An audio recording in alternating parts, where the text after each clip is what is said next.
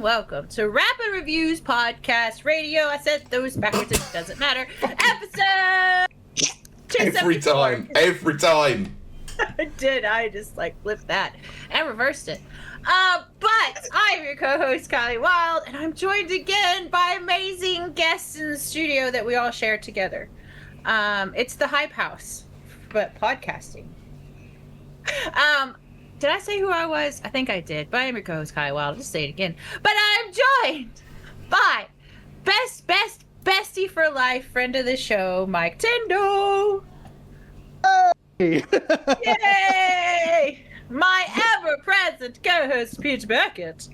And Mike and me are like furniture now, really. Hello. I'm not going to make bad jokes this week. Yes, I am. I always make bad jokes. But a very special guest, very, very special guest, Adam. Hello. Glad to be here. Yay! It's going to be a fun one, guys. I am absolutely tired. I have been entertaining people all day, and now I am drinking tequila. So with that said, we're skipping my favorite segment. Your favorite segment? Yes. We're going straight into the meat of this sandwich that is our podcast. Your sandwich. Yes. You're right. I'm going to say, that's probably not a good segue to talk about sandwiches and then go talking about rotting flesh. Because what am I talking about rotting flesh for? Well, we're discussing Resident Evil Requiem. I am great at segues. Now, Yes. normally I'm not the kind of person that says get to the point, but Kiley, please, get to the point. Top 10 segues of all time. But yes, no, we are. This is our Resident Evil 9 Requiem. I don't really know how to say that. Is 9 even in the title? No. It's just Requiem, right? It's just Requiem, but it is Resident Evil 9 because it's they did put the 9 in the trailers.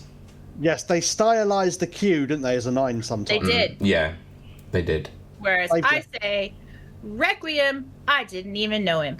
But that means we are going to talk...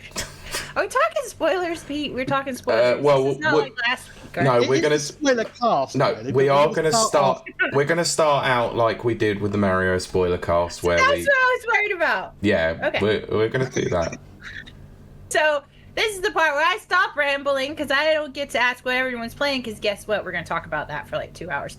So, I'm going to toss this hot potato, this rotten flesh potato over to Oh Pete. my good God, this has already gone off the rails so badly. I'm going to toss it over to Pete because we are going to talk about Resident Evil 9, Requiem, whatever, because I am dying, or undying, not dying, rotting flesh to talk about this. Pete, it's your turn. Where the hell? Jesus Christ. I've been entertaining humans all day and I need alone time. I've been with people all day as well, but that doesn't mean I'm making bad analogies. Oh dear. Anyway, yeah, so Kiley has given the game away by talking about rotting flesh constantly, because we are going to talk about Resident Evil 9, Requiem, whatever you want to call it, but the 9th entry in the mainline Resident Evil series, this time focusing on 2 protagonists, Grace Ashcroft and Leon S. Kennedy, a returning character. So what we're going to do, like we did with any spoiler cast that we've done, we're going to stay non-spoilery for the first few minutes. I'm going to pass it around the room and just obviously get everyone's general impressions or, what they thought about the game without delving too deeply into anything that might be deemed as spoiler. And then we can go into some of the themes, some of the story beats, characterization, everything as such. So I'm going to pass this over to Adam first. So Adam, what's your experience with the Resident Evil series, and also what did you think of Requiem? Well, my first experience with the series was actually with Resident Evil 2, the original. Nice. I never actually played the full game, when it came out. I just played the demo of it, constantly, because I was young. I somehow got access to the demo, and I was playing the opening segment again and again. Aww. And I didn't really get into the series properly until the GameCube, with Resident Evil 4, Remake, Zero, and then the ports of the original. At that point I kind of got properly into it. So yeah, I played pretty much every major entry, and then like some of the spin-offs. There's a lot of spin-offs. There's a lot of spin-offs, Yes. and not all of them are very good. That is very true. Quite a few of them are really bad, actually, like Operation Raccoon City. Yes. I don't mind the DLC for that. Like, I think the main game is sort of mediocre, but I played the DLC and thought, this is fine. So I didn't hate it as much of a lot of people. That other one they did, what was it, Umbrella Corps or something? That was terrible. Umbrella Corps, yeah, Umbrella Chronicles, you know, some of those ones are pretty bad. Yeah. Ugh. Anyway, No. what did you think of Requiem? I thought it was pretty good. Like, I do certainly have some issues with it, like some story beats I'm not too fond of, and there's a bit, like, just after the middle of the game where I think the game just kind of goes into a bit of a slump and kind of slows down a bit too much. I'll get into that a bit later on, but This is going to be a good The discussion. second half where I'm just like, God, I'm sick of this. But then, like, after that, funny. it started picking back up again. Yeah. You might be able to guess what I'm talking about. But, I think I know. But yeah, there's one part of the game I didn't like, and I think that was a bit of a downer. And then there's a story element right at the very end, which I despise. I spoke to Mike about this, and I just thought I'm it was the excited. stupidest thing ever. I'm looking forward to this. Excited! Yes. But yeah, there's plenty to talk about. But otherwise, I thought it was really good. It had some elements that stopped. I think in my ranking, it won't be in the top half of Resident Evil games, the mainline ones at least. Right. But that's only because like the mainline series, like most of them are really good. Yeah. Like, I mean, you've got stuff like 6 and stuff, which is a bit rubbish, and then like 5 and stuff is, you know, solid. But most of the others are pretty decent, of the numbered series at least. I thought you were about to start bad-mouthing Resident Evil 5 there, jeez. No, like, Good, it's just I'm I ready literally to saw punch some Pete's boulders. heart in his throat then, like... I was like, I'm waiting for this moment. I'll tell you what, this might appeal to you then. I actually think Resident Evil 5 is better than Resident Evil 4. Now, I know that's controversial. That is a controversial wow. take. I like Resident Evil 5 more than 4. Oh, don't get me wrong. Wow. I really like Resident Evil 5 more than most people, but I think that's a stretch. But everyone's entitled to an opinion. Kylie, this is where we sit back and eat popcorn because Yeah. we've got Yeah, ringside watch it. seats to this. Anyway, exactly. let's go around the horn again. So, Mike, same questions to you, obviously. Experience of Resident Evil and your thoughts on Requiem. I already know what they are, but for the audience, of course. Well, yeah, because we did mention it about a few weeks ago when we first played the game. What on that podcast? Yeah, I can't remember the name of it though, but Oh, awful podcast. I wouldn't recommend. absolutely. No, There was an hour and a half of us discussing the game, and I don't know why. And we hadn't even completed the game at that point. no, but we had things to say. Go check that out on Gaming Chat. Yeah, my turn for a shameless plug. There you go. Yay! I, to be honest, I enjoyed it. There are a couple of issues with the story, as with, you know, it always happens with these kind of games, unfortunately. My experience with Resident Evil is not as vast as any of yours, as any of you here or the audience. So I've only ever played Resident Evil, the original, a little bit of Village, and obviously Requiem as well. And I quite enjoy it, and I'm actually giving it another playthrough now, but I'm doing a kind of inversed playthrough. So the game automatically has the Grace portions in first person and Leon in third person. Okay. And this time I'm doing it the other way round. So I'm playing Grace in third person and Leon in first person. And it's actually quite an interesting change. It almost feels like a completely different genre. Really? Interesting. But we'll get into that a little bit later. Yeah. Sure.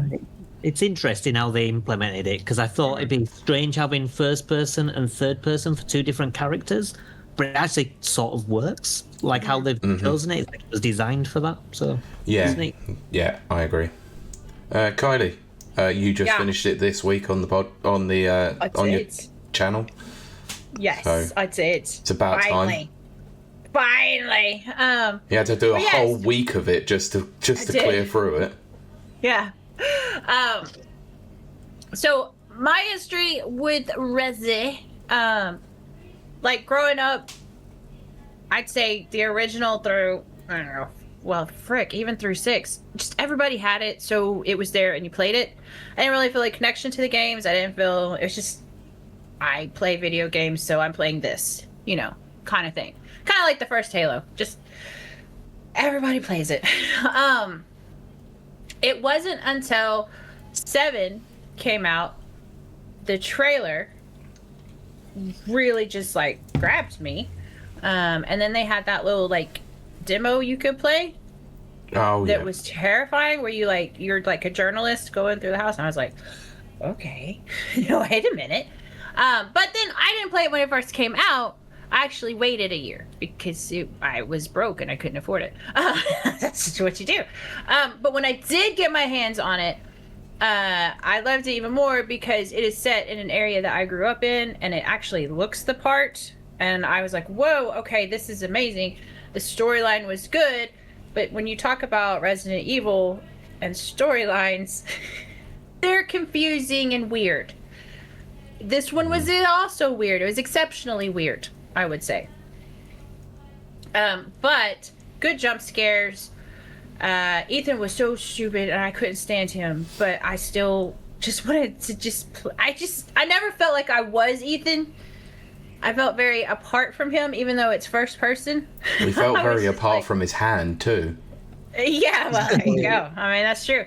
Also, his face apparently, for some reason, I really don't understand that. That's so weird.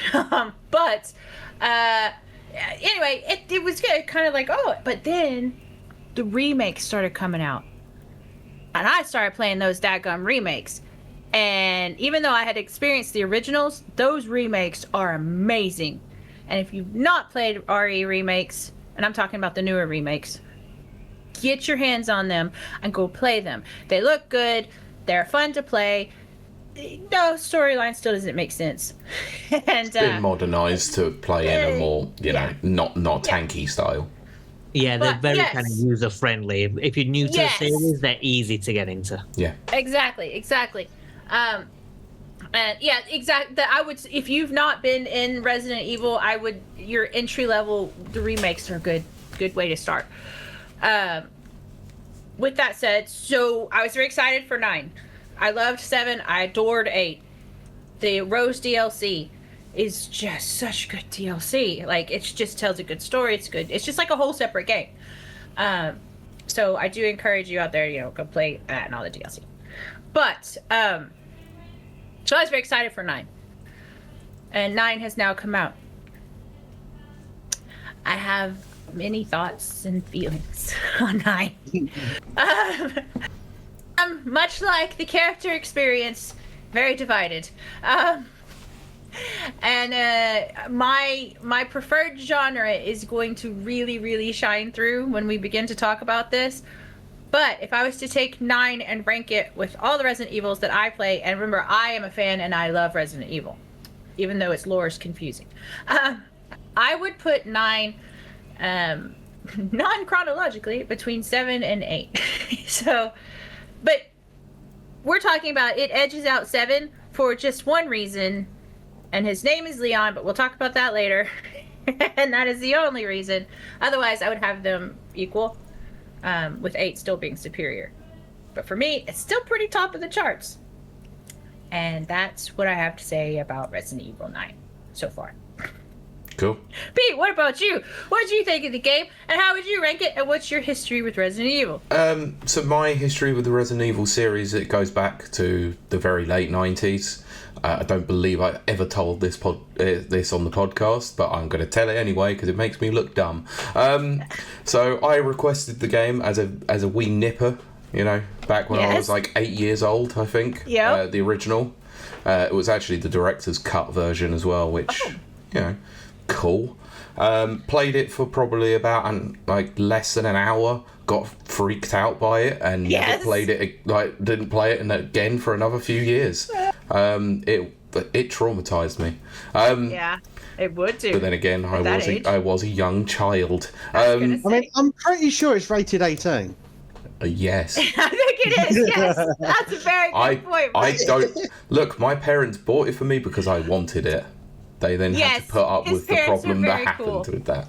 And I've got to hear about stories of Pete and his video games as a kid from his parents. So Oh, they didn't. I want to hear some of these later, like off air, because I don't recall you talking to them about any of this.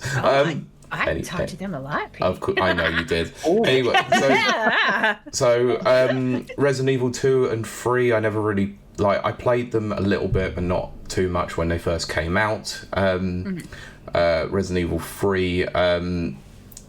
I remember more so because a friend of mine at the time, his brother was playing it. He was a little bit older, and I just walked in at various times and saw Nemesis, and another one of those freaks me the hell out. I was like, gosh. Jesus, this massive monster just absolutely tanking you like all the time. I'm out. Yeah, my first exactly. my first proper experience was going to buy Resident Evil 4, like when it came out on the GameCube. Absolutely fell in love with the series after that, and went back and played the original games like for myself.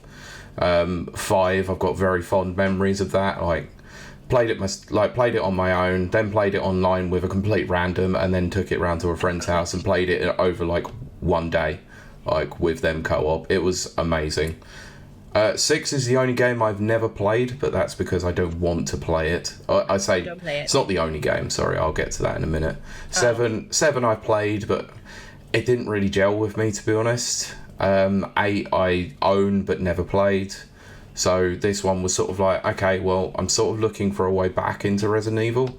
Everything from the trailers like really excited me about the game, the look, the tone, the fact that Leon was returning, a character that I absolutely love from the series. Oh yeah, I must talk about the remakes, because the remakes are fantastic, like Kiley said, and Resident Evil 4 is probably like the best remake they've done so far, hands down, although some would argue that Resident Evil 2 is like very, very good, and I would say I really like 2. 3 is a bit hit and miss, let's say, but spin-off games as well. I remember playing Outbreak, like Resident Evil Outbreak at PlayStation Experience before it was out, and it was actually played online before they took the online component out, and I was really annoyed that they actually took that online component out. They obviously brought it back for File 2, and File 2 just wasn't as good of a game. But same with Adam, I've played a lot of the spin-off games, and oh boy, they're a bit bad. So They exist. They exist. They are games. Perfect way of saying it. So the long-winded way of basically saying, yeah, I really like the series, to say the least. In terms of my ranking for 9 and my general thoughts on it, like the rest of them, I have major issues with some of the spoilery stuff, like with the story. I can't fault the gameplay style, because I think it's like the way that they've done Really first wanna and talk third about person, amazingly well done. And yeah, it's one of those games that despite playing it twice, I don't think is gonna fit like anywhere near the top of the list when it comes to a Resident Evil series. But I still enjoyed my time with it. Very good. Very good. Well, do we want to get into this in like we were talking about characters, story, talk about them at the same time, talk about them separately? Because I'm dying to talk about some characters. Well, I guess we can talk about both basically, because they interlink with each other. So Yeah. I guess we can talk about the two protagonists to start, because obviously they're the main focal point of the game. So, and obviously they are the two varying different play styles as well. Mm-hmm. Yep. Well, I guess we can talk about Grace first. Because I made it very clear on my stream, and I'm going to make it very clear here. I do not like Grace. And I know everyone wants to run in and protect her, and she's so wonderful and everything. No. But I will say, they give her a character arc towards the end. Now, I still don't like it because it's very stereotypical. It's very much a trope that I just don't like in women in games. But that's just me. Okay, And I sorry, know let me stop you there. Mm-hmm. Spoiler alert, I must preface this because we are going to start delving into spoilers. Oh, yes! Spoiler alert for those who have not played Resident Evil Requiem yet and don't want to know anything about it. So if you haven't, please come back and watch this another time. Or if you don't, thanks for listening to our non-spoiler thoughts. There you Goodbye go. now. Thank you, Pete, for throwing that in there. But yeah, no. So I know they do this on purpose to up the fear factor of the game. But I have, believe it or not, I'm a highly empathetic person. So when I'm playing Grace and she's like, oh no, oh shit, I fell down, you know, all that kind of stuff. It makes me so nervous I can't play. So I'm just like, shut up, let me play. Just shut up. That is the point. I know. Oh, thank you. Mike took the words out of my mouth. That is the point. But it annoyed me. But I also, like, let's be honest, I am very sensitive to making women the kind of secondary, weaker character. It's just who I am. It's just my personality. That doesn't mean it's good or bad. It's just, yeah. So I'm more sensitive to that. So I was kind of like, get your ass up, you know, like in my head. I'm like, what is wrong with you? You know, woman up or whatever. Yeah, just like, To be fair, I think they did have Ethan in 7 and 8, and he also was a bit of a coward. So they kind of moved on to a girl, and she's sort of the opposite of Leon. So I get why they did it.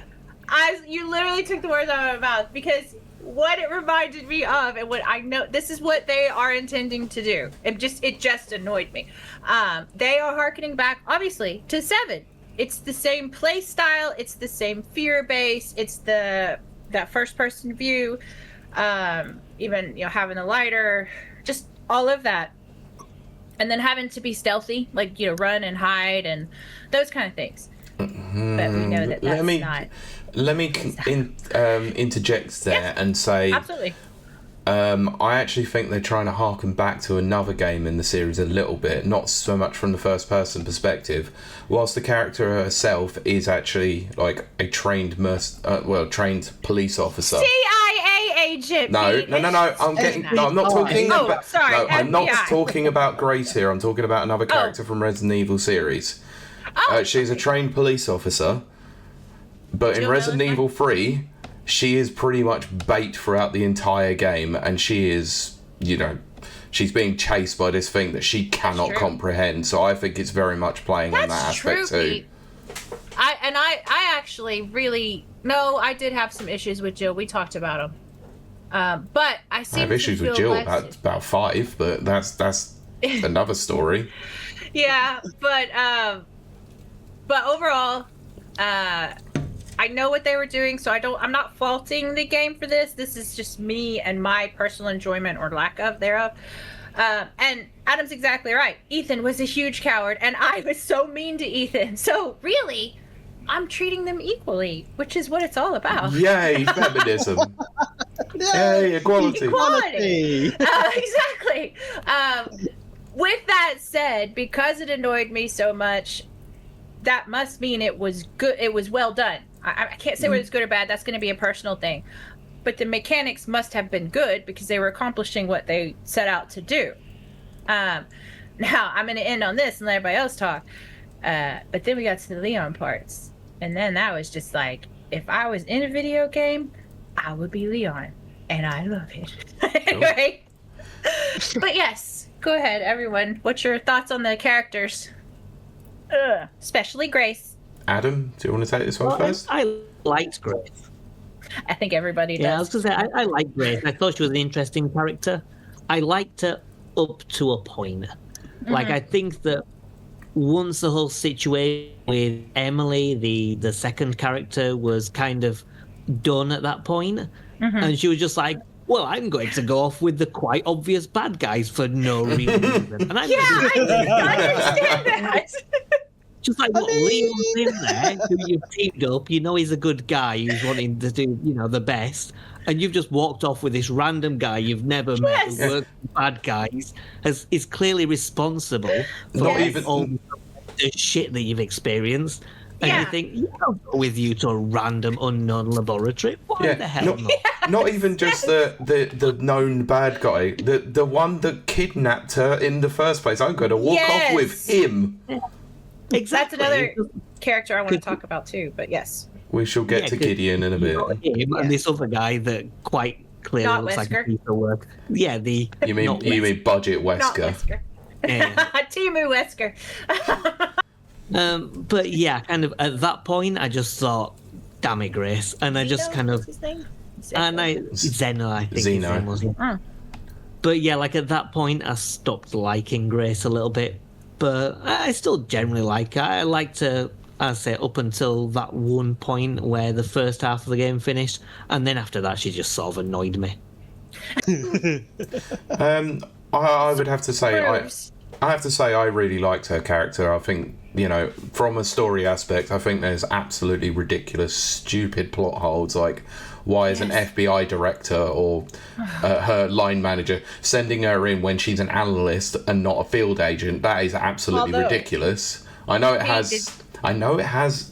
Story implications to obviously, to her mum's death and all of that sort of thing. I know want to exorcise the demons and all that sort of thing, but it is still dumb. Also, don't send an analyst in to do a field agent's job. Well, there is a fan theory out there that. That fan theory is dog crap. That's such dog crap. I know that fan theory. He's working for Umbrella. Yeah. That's because Harkens back to no. Because if that was the case, then he would be gone at the end of the game. He wouldn't. He was not. Valid. But then again, Umbrella never really dies. It's like a zombie or something. Yes. Anyway, continue on. But yeah, I'm with Adam here. I really liked her character up until that point. I wouldn't say she aggressively annoyed me. I would just say that she sort of becomes like annoyed. That's good. She sort of gets to that point where it's like, okay, in the lab sections, it's like, okay, yeah, I'm doing this Grace section with her. All right, whatever. And then she's basically like the key to everything at the end of the game, which is a massive like trope, like Kylie said. Let me ask y'all this, as we discussed Grace. The prevailing sentiment throughout the thing was that Gideon believed that she was special, and then her being special was that she's not special. Do you really think that she's not special being created by Umbrella and Spencer? Or do you think that's just a ruse for later? No, I mean, unless it's a massive plot hole, let's bear in mind that within the first instance of the game, when the copper becomes a zombie and bites her and she doesn't get infected. Right? Oh, no, the files actually do say that she was cured of her condition by Gideon. Yeah, but does that mean she's immune forever? Because Leon wasn't immune. You would say I always thought he was. I mean, it's not. We don't know whether or not she is immune per se. She might do later on down the line, like Leon was, or quite a lot of the Raccoon City Six, as they call. I mean, it is possible that there is, nothing really, special about her as well. Up to the point that the whole thing with Spencer trying to... Yeah. Well, we can dive straight into it if we want to. Yeah, let's please do, because I have issues. Yeah, let's just do it. He decides to, he's going to repent for everything that he's done, and then it creates a cure for basically every known biological virus and whatever on the planet. Makes me very angry. Which goes against everything that was set up in every single Resident Evil game, whether or not they were good or bad, and completely contradicts the Lost in Nightmares DLC from 5. Yeah, and it's everything. Possible that he gave her the cure before, so perhaps She's there's a nothing test really. Subject. Yeah. Yeah, and everyone else, all the other clones are basically like Emily, are like versions of her that are trying to replicate this, but you have the original right there. What was the Chloe bit about? I don't understand why we played as Chloe.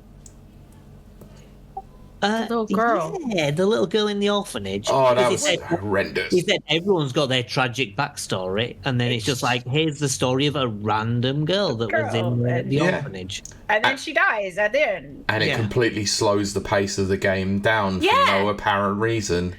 And those was- kids were creepy. It was only really so it's like, okay, yeah, the orphanage is where the lab is at, and that's all it was. But that's been, and that's But- so funny because that's been known for, that's like a thing. That's like in the lore. So it was weird. It broke the pace, I felt like. Yeah, it was basically trying to set up the lab like we didn't already know we were going to a lab. Yeah. Every single I was Resident gonna Evil say, game. yeah, it's the way that every single Resident Evil game Yeah. has finished since like the dawn of time. It's like, okay, yeah, we go Yeah. to a lab section, brilliant. But, Except this time we didn't have to kill something with a rocket launcher. Oh, yeah, can we talk about, first of all, okay, we're just gonna just jump in. What is with Mr. X throwing he does not have jet propulsion. That arm, Throwing a warhead. yeah, he should be playing baseball or something, because how did he get the propulsion to throw a daggum rocket at Leon? Because it looks cool, that's why. It's an yeah, that's action the set lie. piece. And Leon surviving the impact by hiding behind a car. That would have Yes. decimated the car. Yes. Let alone Leon. But then again, how does he parry an arm with an axe? Oh gosh, what was that parry system? I loved it. Don't get me wrong. That didn't make sense. And blocking bullets with the freaking axe. Oh, I love that's... Leon so much. Was You can Leon a carry the fever dream? mortars in that one section. With Yes, the you mortar. can. Yeah. I didn't realise it until very late on that you could do that. Yeah, Ridiculous. Plot armor. yeah. Pretty much. Serious plot Armor. armor. I mean, look, he has plot armor throughout the entirety of the game until he gets to the lab section. He's like, oh, finally, I might actually succumb to this virus. So what did we all think of Daddy Leon and his chainsaw? Chainsaw is not a euphemism. I love Leon's parts. I mean the parts playing as Leon. I'm gonna. No, quit you loved talking his 'cause parts I'm, too. I'm just love gonna Leon's dig parts. myself. Oh my gosh! I can see myself. I'm actually blushing. I don't blush. That is crazy. Can we? Yes, you guys talk. I'm gonna sit here. Yeah, I have to say I really like Love Leon's sections and parts. I mean, in the very early parts of the game, I thought they were very few and far between, and it was Yes. like, okay, we've built up all this tension, all this survival horror aspect. We needed like a release, a bit of a cathartic release at that, which is fine. But as the game sort of went on and you started playing as him more, especially in the Raccoon City section, like, whilst I enjoyed it, I wasn't enjoying it as much as I should have done. But I think that's because, like Adam said, the Raccoon City section is a little bit tedious at times. Like there's certain set pieces in there that I think are really cool, but I they're really just enjoyed it, yeah. Like, And then there is your absolute fear of this planet, innit? Spiders. yeah. Shall I say the thing that I said on the WhatsApp group? And I'm going to say it verbatim. That's because I'm not there. Fuck the spider and its little shit cunt babies. Poor Danker was watching my stream. He saw the cobwebs. And Oh, I did too. I'm out. He's like, I'm out. And I was like, oh, it'll be fine. It'll be fine. I'm sure that doesn't mean there's going to be spiders, but I understand. He was not wrong. No. He was not wrong. Shall I tell you what happened with me and Mike then? Yes. Because Mike, when I was recording the podcast with him, he said, do you want to know spoilers? And I went, absolutely not. Do not tell me anything whatsoever. So he knew full well what was coming and wanted to warn me, but he stuck to his word. Good on him. That's And then I awesome, was playing it in front of my computer, and I saw the cobwebs, and I went, "Oh God, here we go!" And then I saw it at the top of the building, like the first leg of it, and I put it straight on pause, walked away out into my kitchen, picked my phone up, text Mike, and went, "Spiders?" ? Exclamation mark. And he went, "You told me not to say anything," and I went, "Yeah, I did. All right." That's very good. So Very good. I literally had to, for 45 minutes, hype myself up to actually go back and play it. And so imagine, my screen's like here. I'm sat back like that, because I do not want to be near it. It was horrible. My goodness. Yes. And I don't know if you'll be able to see that, but this is literally the truth. This is what Pete sent me the moment he found out about the spiders. God damn it! Why does all these horror games have to have fucking spiders in it? So And there were so many times where it comes really up close to you as well, and it's like Pylord says, "Rise, my spider army." He's saying that in my chat. yeah, I also died on it 3 times, so I had to go back several times. I lack the fear of spiders, but so I thought it was kind of I hate to say fun fight. I feel bad for saying that. Adam, what about you? I was gonna say, Adam, how are your thoughts and feelings on spiders? Because we have a lot of arachnophobics. Yeah, I'm not too bothered, to be honest. So, like, we started that section, and I thought, oh, this is actually a rather fun section. See, I'm kind of the early games with the big spiders. Yeah, and I couldn't do that either in Resident Evil 1. But I'll tell you what I do have a fear of. I've got a fear of needless collecting random keys and random parts. You know what? That is something I 100% agree with you on. God damn, that was so boring. The detonator, I've got 2 batteries, and to get that, I've got to get this key, and get that, I've got to get this crank. It's like, oh my god. The crank bit just... Forever. Like, that one section, it just felt like it just won't stop. I mean, like, after that bit, once you got to, like, the motorbike bit, everything after that was... Yeah, the pacing of it is so much better after then. It was just like so slow. I mean, it had some good set pieces, like the petrol station, and the bit, like on the glass as well was cool and stuff. Even though I did mess that up quite a lot. Oh god, that was a fun bit though. As soon as I saw you going up the side of, like, up inside the building, I was like, I can see this being a really fun set piece, and it was. I really enjoyed that whole section. But yeah, some good set pieces and some good bits. But overall, I was just like, I wish this bit was just shorter. Just have these fun set pieces to get the past the detonator, and the rest of the garbage just cut out. Give us a mercenary mode and cut this bit down. Yeah. I have to admit, when Adam first was saying it was tedious, I was like, oh no, Raccoon Suit's one of the best parts. Yeah, that's actually a good point. I hated finding the stupid crank, which again was harken back to 7. The different keys. Again, that's all reminiscent of the past games, but it was like too much. Was too many. Like they were linked. Just basically what he said. Yeah. And I'll tell you another thing that really kind of annoyed me about that bit is I didn't know that I could kill the zombies that were throwing mortars at me. And then I could go run up there and take over the mortar thing, launcher. So I killed all the zombies, and this is my favorite. This is the stuff I love to do, FPSs and just destruction and chaos. So I killed all the zombies, and I didn't have anyone to throw mortars at. And I was very sad about that. I wish they had made that obvious for people like me. I did that in my second playthrough. I was like, I knew they were there, so I was like, I'm going to take a few of them out with the mortars, and it was great fun. Yeah. I had trouble with that first section. There was one more that kept on killing me. The bit where it was all like the machine gun guys. Yeah. And I kept dying in that section because either I took out the machine gun guys and the mortar killed me, or I tried to get in a position to kill the mortar guy and the machine gun guys killed me. Yes. I found out if you have to head in the opposite direction, there's another mortar. And you can kill the guys around there easier and then take out all those difficult enemies using the other mortar. Exactly. Like, nice. This bit wasn't so difficult, but it was just like not the obvious solution. No. Yeah. Yeah, there's. I never did figure out how to do that, by the way.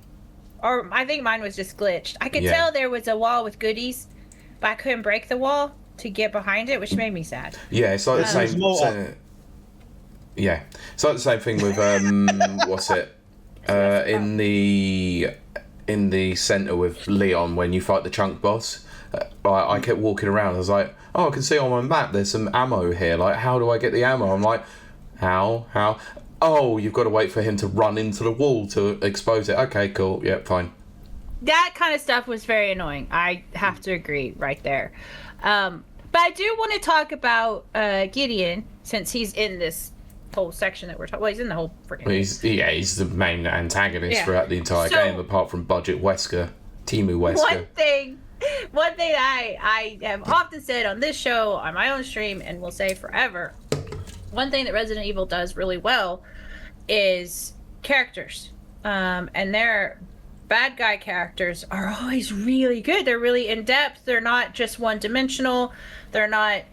They're bad guys who just really like being bad, or they really have a desire for power, or you know what I mean. It's not like they have a tragic backstory, and they're only bad because society has misjudged them and all that kind of stuff. Kind of tired of that. You know, what is it? Sympathetic villains. No, some of these bad guys just want to be bad guys, but they're really cool looking.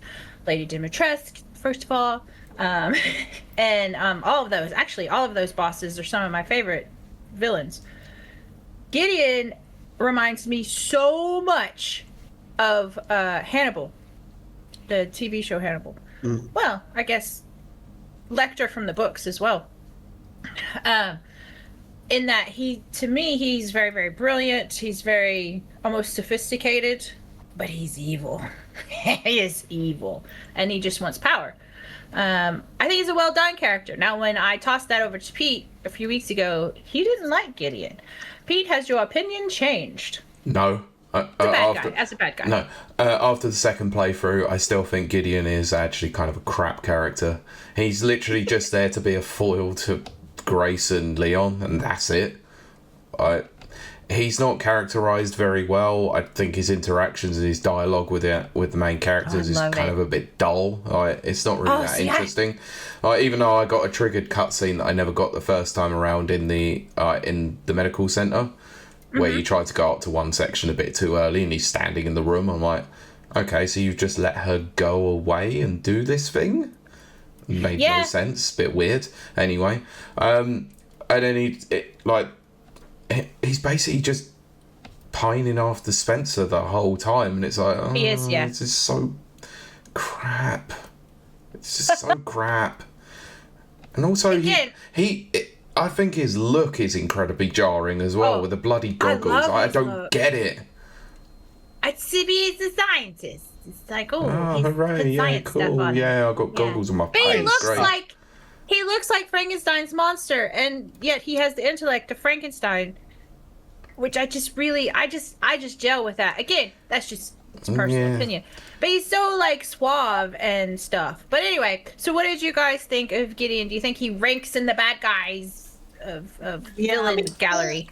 You made a good point, he's like the Frankenstein's monster, but he's like a Frankenstein. And I was just going to say, he's obviously he is in the story. He's a nemesis, and he's like the nemesis if the nemesis had an expanded vocabulary.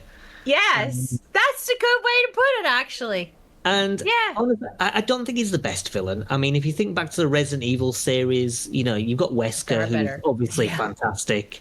Yes. You've got Code Veronica, you've got the Ashfords, and they're superb as villains, some of the best. So the Resident Evil series does have some great villains, and in comparison, he's not really that special. He's just this big, tough scientist guy with funky goggles that is quite intimidating. Yes, intimidating. That's the word. I don't think he's bad. I just think that in the Resident Evil series, he's not up there with some of the best.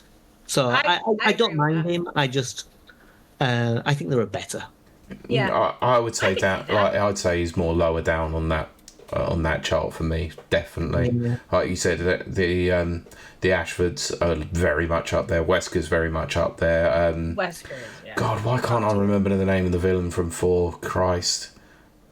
Salazar, right, isn't it? Sorry? It's not Christ. Salazar? Well, you've got Salazar and you've got... I can't remember the name person. Well, no, anyway. Salazar was a little small kid, wasn't he? He was, yeah.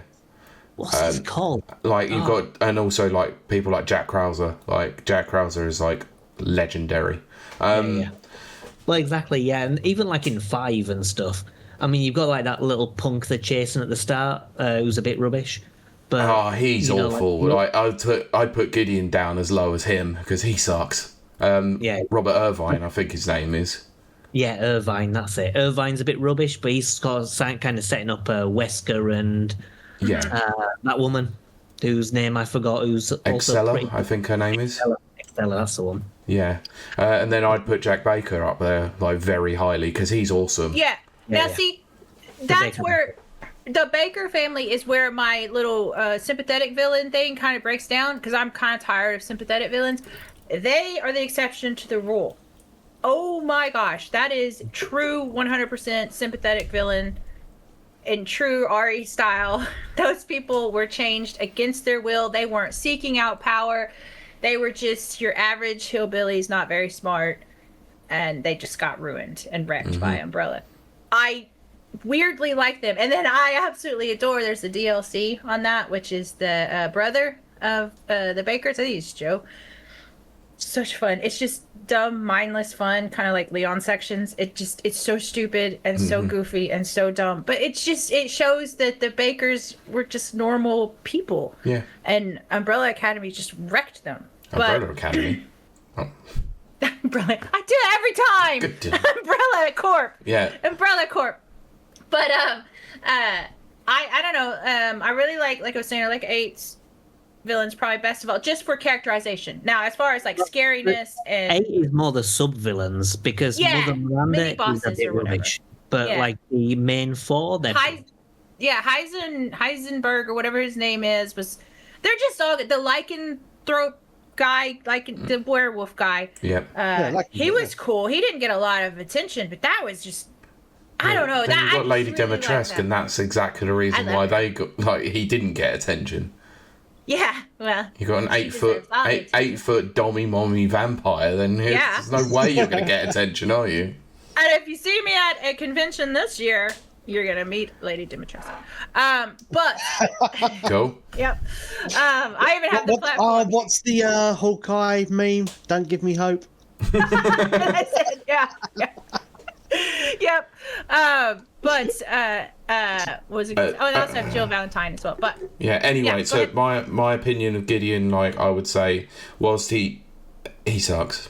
Not as bad as Zeno. Zeno is such a waste of time when it comes to like villains. He is the worst. I like him. Well, he my was is, the red herring. Okay, maybe that's it, game. Mike. Okay. Because it's maybe he's the big bad. Maybe he's the big bad. Yeah, and I think that's right. When you get to the end, it's like, oh, okay. I mean, he is big fight scene with him. He is the big bad if you choose one ending. Yeah, the ending that Pete chose. Hey, what ending did everyone else choose? Because I didn't choose the bad What did you ending. choose first? I chose the good ending first. I wanted to see what it looked like. I knew what the ending was. Yeah, I knew what the ending was. I was like, I just want to see what it looks like. It was awesome. Just ends abruptly, basically. Yeah, one thing happens and then it just ends. I went and watched on YouTube because I had to know what that was like, and of course I'm very glad I chose the quote good. Well, this is Spoilercast. I'm so glad I didn't have to watch Leon die at first. Or Gideon, clearly. That would have killed me. I would have been like, Leon, no, get up. What is wrong with you? Gets his absolute head completely blown off. Just which I know doesn't even makes exist a lot of anymore. people happy. No, it's like God. Then you're just secretly hoping he's a clone. See, Britt says same. I wanted to see Leon die before the good ending. I have heard that sentiment from so many people, and I don't understand it. Adam, what ending did you choose first? Well, I didn't realize Leon could die, to be honest, apart from like in the game. I chose the good ending. Releasing the virus would be the bad ending, to be honest. Release the virus, sod them all. And the reason why I chose the way I did was because they kept saying the stupid word hope over and over, and the stupid Elpis. I know that that's a Greek goddess, but Elpis is a stupid name. But they kept saying it over and over and over, and I was like, well, they clearly want me to choose hope, so I'm going to choose hope.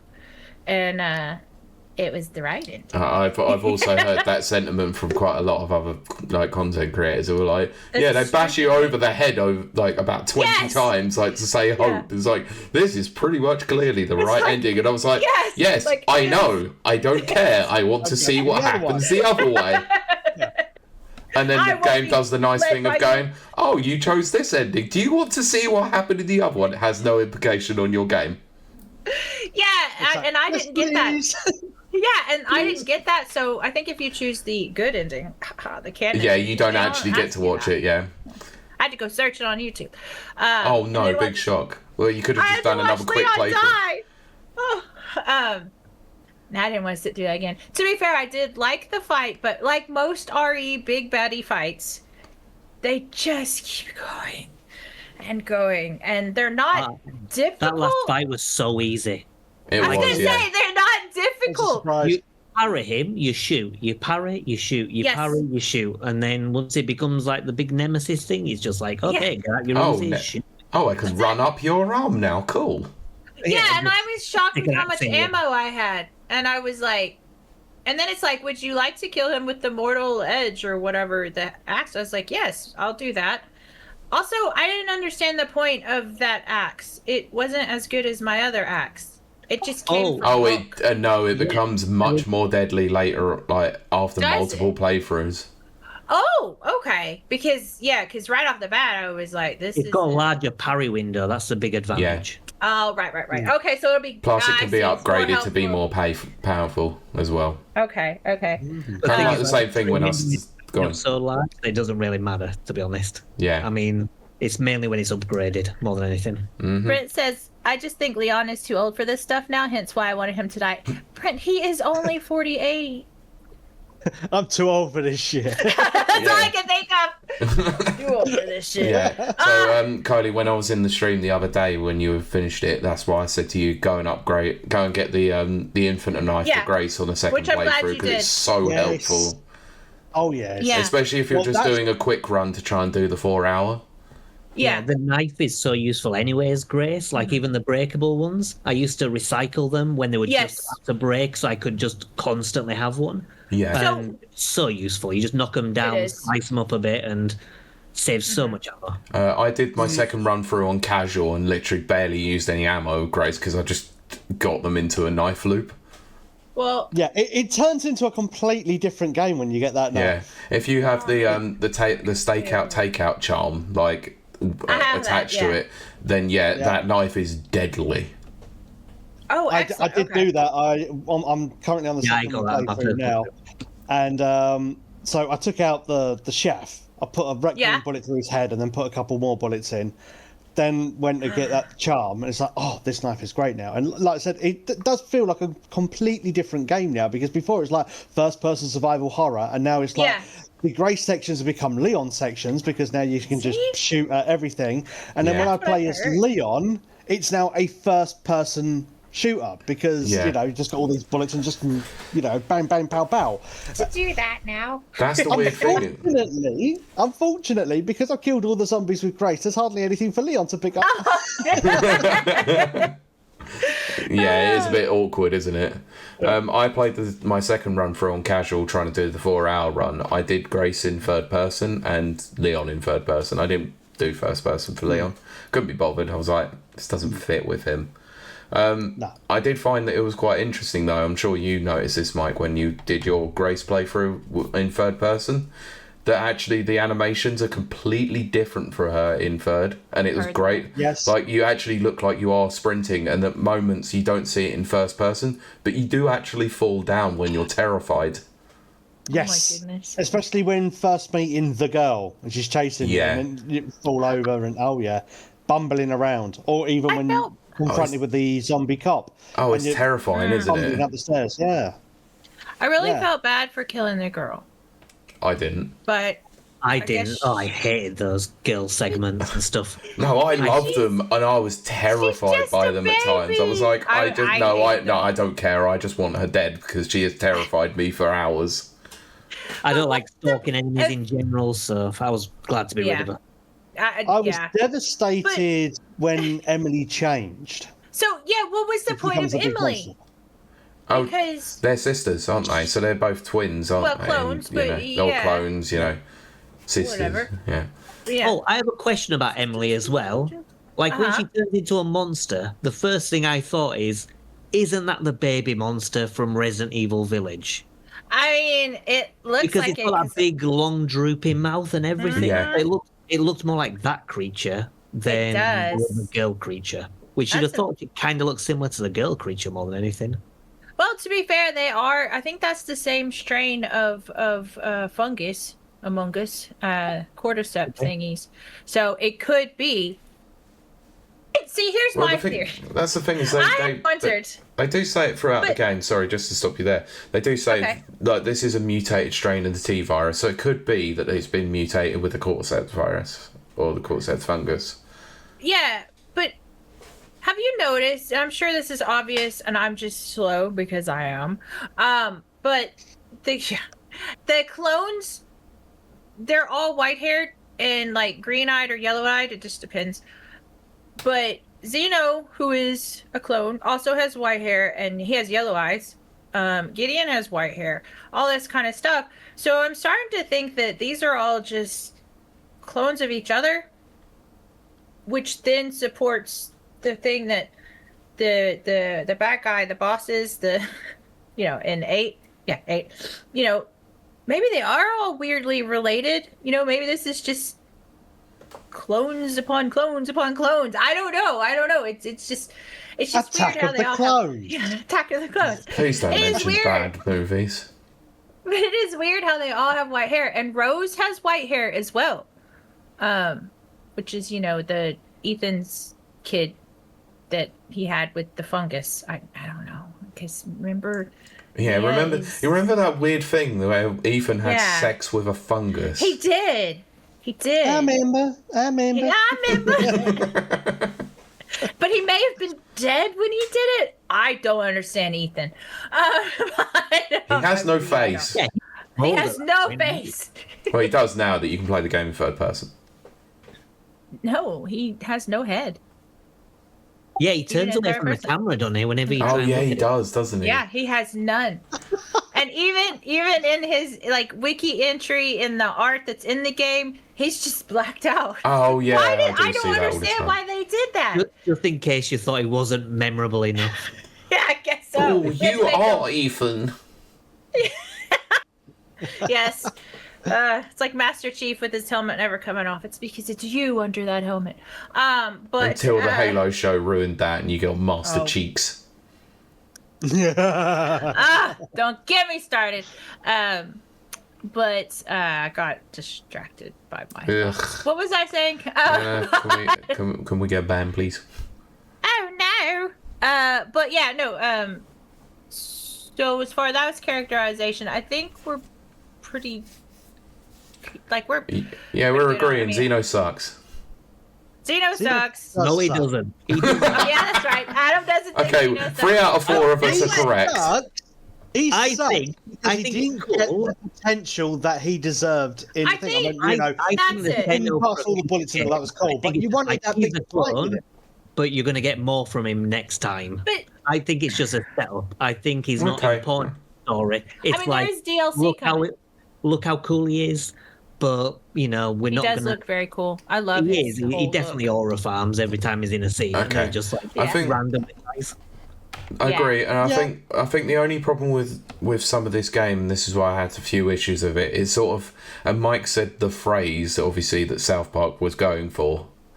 A lot of this is all very much, remember this, remember that. This is definitely a harken back to Wesker, and it's like, he's just not as cool as Wesker was, though. The Raccoon City section is like, it's Raccoon City, we've been back, but the place was destroyed, in 2, why? It did hit my nostalgia, whatever. So that part worked, and I don't know. I said this on my stream. I don't know if that was in the intent of Raccoon City. It was just purely nostalgia. I think because it was. You can walk up to the puzzle and you click on the puzzle that took me forever to figure out when I played it originally, and it's like, this was a stupid puzzle. I was like, yes, it was stupid. Yes, I agree. And then the dadgum door that I had to work so hard to get to shut, you have to open it. And I thought that was funny. I thought, I gotta talk about Raccoon City for a second. Hold on. Yeah, let's talk about the specific set pieces throughout the game then, shall we? I thought the part where, because I went straight for the laptop to save my game in the RPD, and it was like, looks like it's broken. I was like, and then as Pete had brought up a couple weeks ago, I heard this weird sound It was like this springy sound, and I looked. It was Tofu. He was there. He's a survivor, and he's hopping around outside the window, which just reminds you that it's an RE game. But the zombie that you get the keys from out of his mouth, he's there, but a skeleton, and you click on it, and he goes, "This skeleton doesn't have a jaw." And I thought that was hilarious. And then I thought it was hilarious when you come around the corner, and it's the same. And again, I know they're playing on nostalgia. I do get it. But it's the same exact scene with the zombie hitting the soda machine. And it's like, he's doing it again. I was like, ah. And then, like, everywhere you went, I was just like, oh, I remember being here. Oh my gosh, I remember this puzzle. You know, oh, this and that. Which, it worked. That I like the RPD sections. I thought that was, and then, of course, bringing the Mr. X fight back into the RPD, I thought, oh my gosh, this is crazy. I am having so many flashbacks right now. So I liked it for that reason. Yeah, I can see why. It just felt like nostalgia bait to me at certain points in that, and it was like, okay, we've coded this in RE2 remakes, and now we've just got to we can use it again and make it a bit cheaper, basically. And that's fine. I've got no issue with that. I think narratively speaking, it just didn't really make a lot of sense to me in that respect. Where did Mr. X come from? He's just he sees Xeno talking to Grace. It's like, oh, it just suddenly came down from the ceiling. It's like, somebody waiting there or something for a signal, or what happened? He was, though. Somebody did bring him, and I think it was Xeno. I think it was. I thought that was weird, but that's how he got there. It was a ham-fisted way, a shoehorned way to explain how he was there, and it was kind of a blink and you'll miss it because it didn't make sense. Just like I said earlier, throwing a rocket did not make sense. Yeah, and I also think Mr. X is strong. You're not that strong. Yeah, that Mr. X fight was aggressively too easy as well, and it just way too easy. Oh, I thought it was tough at first, and then I was like, oh, I can just go right up to him, shoot him in the chest a bunch of time with shotguns, and he can't kill me. He just goes down so fast. I'm like, oh, okay. Yeah, I figured out very early, I figured out very, very early that when he runs at you, you could just parry it, and it was like, okay, well, as soon as he jumps up on a car, he's going to dive on you. You can just run away from it anyway, and it's just like, so at that point, I had a pretty decent sniper rifle, so I just stood back and just took pot shots at his weak spot, and it was like, and then any time he got close, it was like, right, shotgun, bang. It was far too easy to me. He kept going like this. Yeah, and it was like, expose the spot, yeah. Come at me, bro. It's even easier in the casual playthrough. It's like, because the second run that I did trying to do it on was on casual, and he is so aggressively easy in the casual playthrough. It's insane. I was very disappointed in that fight. I'm not gonna lie. So that part was annoying, but the motorcycle chase, which I think Adam alluded to afterwards. What did we think about the motorcycle, the Hellhounds? That whole section, which I loved. It was interesting. It was a choice. It was very Final Fantasy to me. It did actually feel like RE. It felt more like Final Fantasy, but... Yeah, I mean, it's not the first time they've had a motorcycle chase. You've or got a car chase. With Sherry and Jay. So, they have actually had a motorcycle scene, and it does play better than that. I think it was fine. The only thing is, those mutant dogs... They appear in that one section. Yeah. And you never see them anywhere else. Well, you see them in the files, but that's it. Yeah, they could have been lurking around Raccoon City or something. They could have just been somewhere rather than just this one sequence. They should have been in Raccoon City East. There's some kind of introduction to them. Yeah.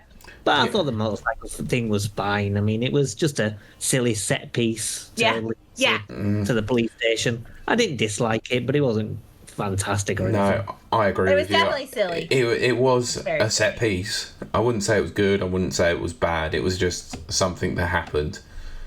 And it was it was okay. I got to see Leon on a motorcycle. So what you're saying is this is Game of the Year because Leon is sexy. Yeah, well, I don't know if I'd say that. He is Daddy Leon. I like her daddy, yeah. He's so much older than me. Nanon's asked Mike, how did the Switch 2 version run for you?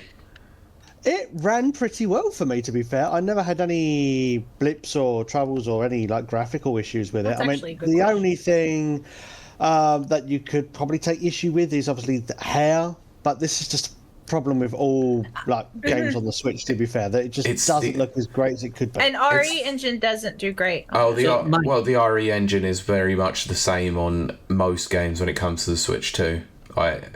Street Fighter 6 is very similar for that as well.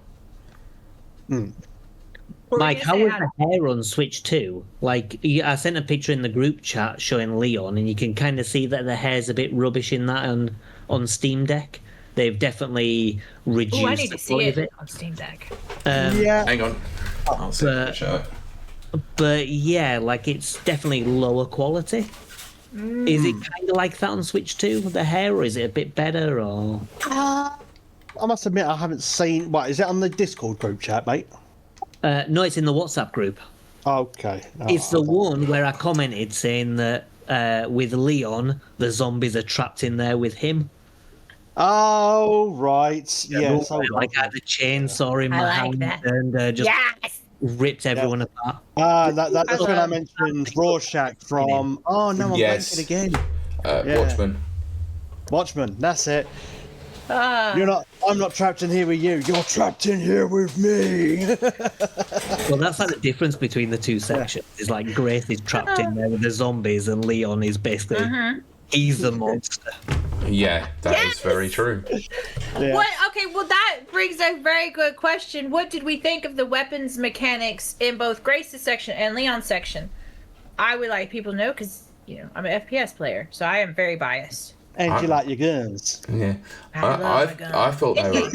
I actually thought they were brilliant for both characters. Obviously Grace has a very underpowered like little puny pistol, and that's fine because that suits her character a lot more to have a sort of like gun like that. A pew pew pea shooter. Yeah. I also thought that there was a very interesting touch with her that the first time she fires the Requiem, she's like, "Holy shit!" Like, and I really like that aspect. I mean, I was especially annoyed, when you though. shoot a standard zombie with it and his head like just completely clears. Oh, I love that. But it was unrealistic, although my beautiful chat did get me on this. It was unrealistic that there was no kickback because she's tiny. And that's a deagle, a desert eagle. That should have sent her away. Oh, yeah, I agree with that. It just wouldn't work in terms of like a game mechanic. Yeah. Yeah, exactly. I did really. That was a little bit. I mean, it looks funny in the films, like in Men in Black, when he uses the noisy cricket and he just flies into the front of the car. That should have been.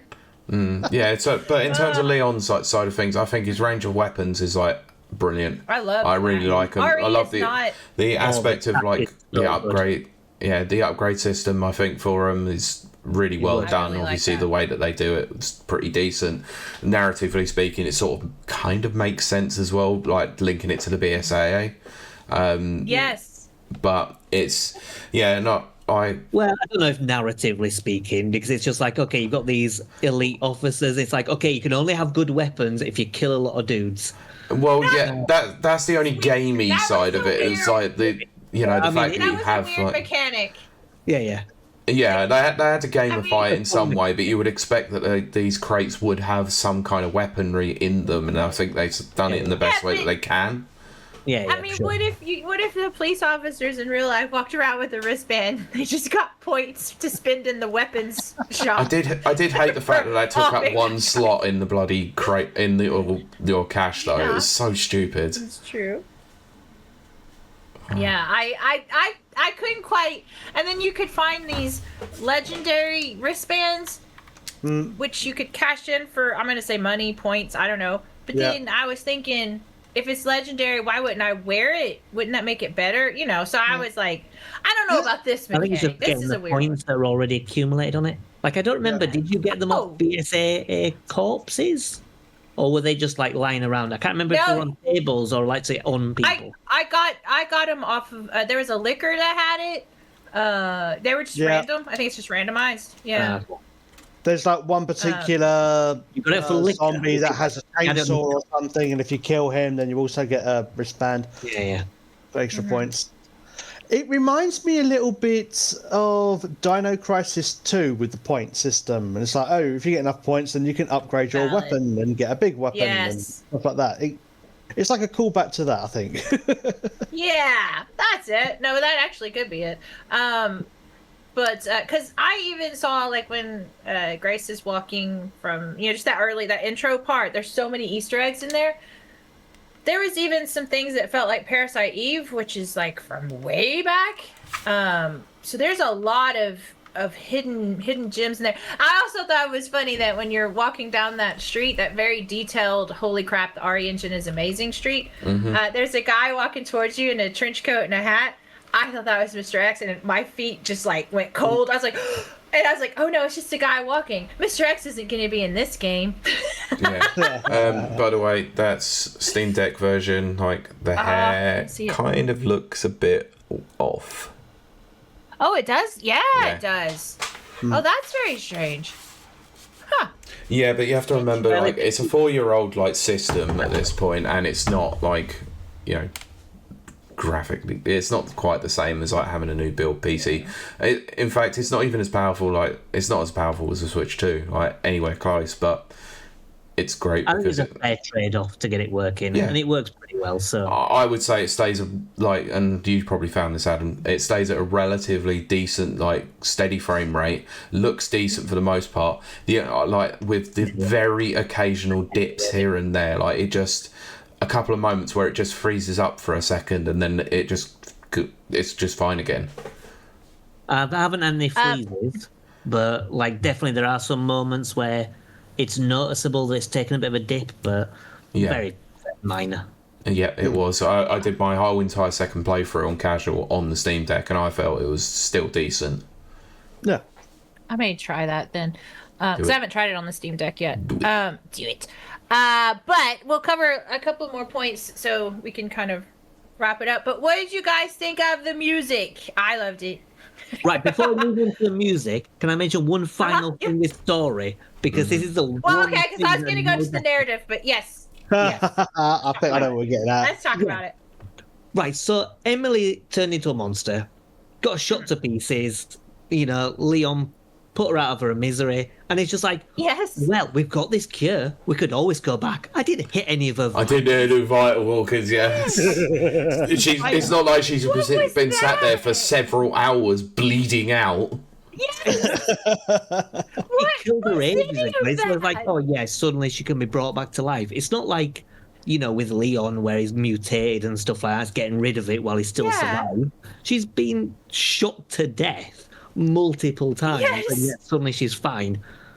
It's just like, have a sad about Emily and stuff like that. Okay, that's fair enough, and then just move on. I don't even think they needed to make that reference to bring her back. No, they didn't need to. Not only that, I think it made it irritating. Like, not only do they not need to bring her back, because I fully agree with you, much in the same way as the whole Chloe section that I didn't understand.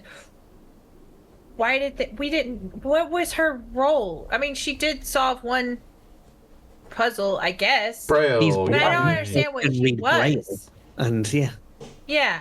Also, this it's like. Yeah. Also, Elpis has managed to like fix her eyesight now as well. Yeah.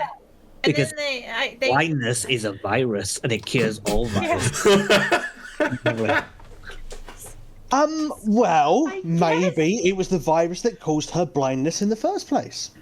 Well, I actually think Gideon references that he did an experiment on her and caused her blindness. So it's very weird because I don't know that the blindness was actually caused by, a virus. The Gideon virus, I guess. Yeah. But I just don't understand her point. She actually became a burden at some point.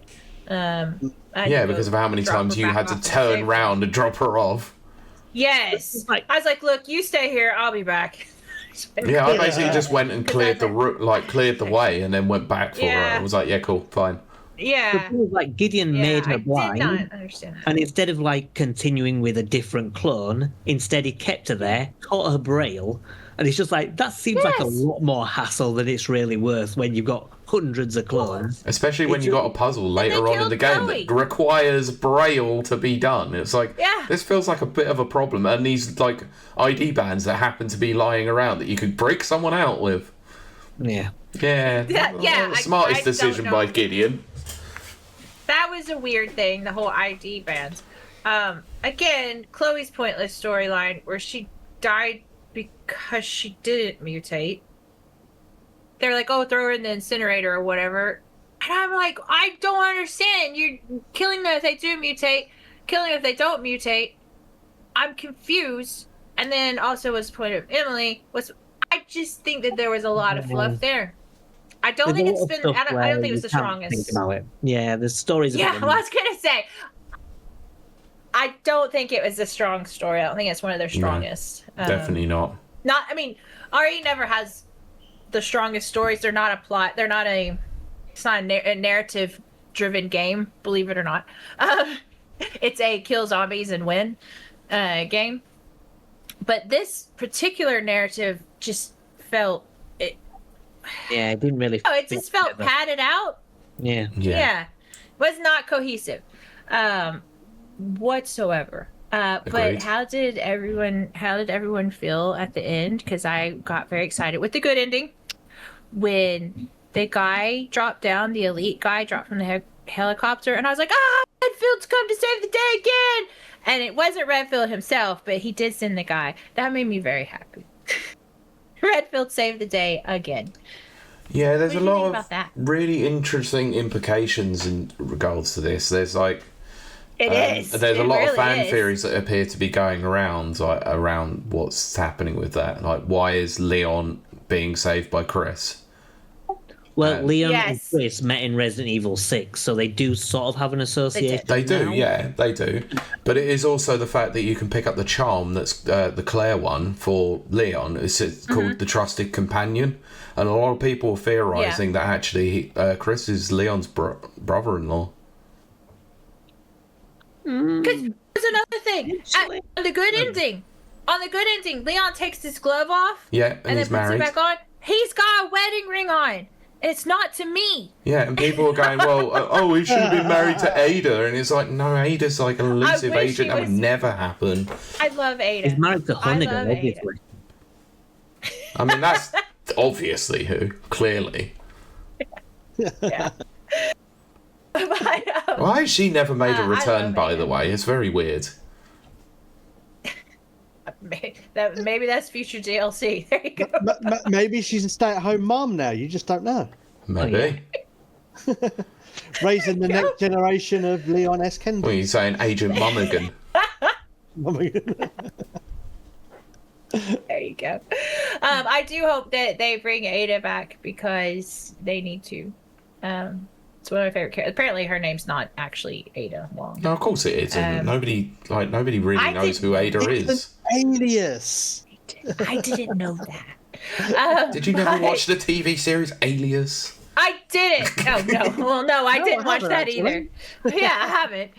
That was no. Although Christian Slater shows up in that, I should watch it. But Oh, great. Now I've got that scene from Austin Powers where he talks about orange sherbet in my head now. Orange sherbet. Oh, I went across the street and got you some orange sherbet.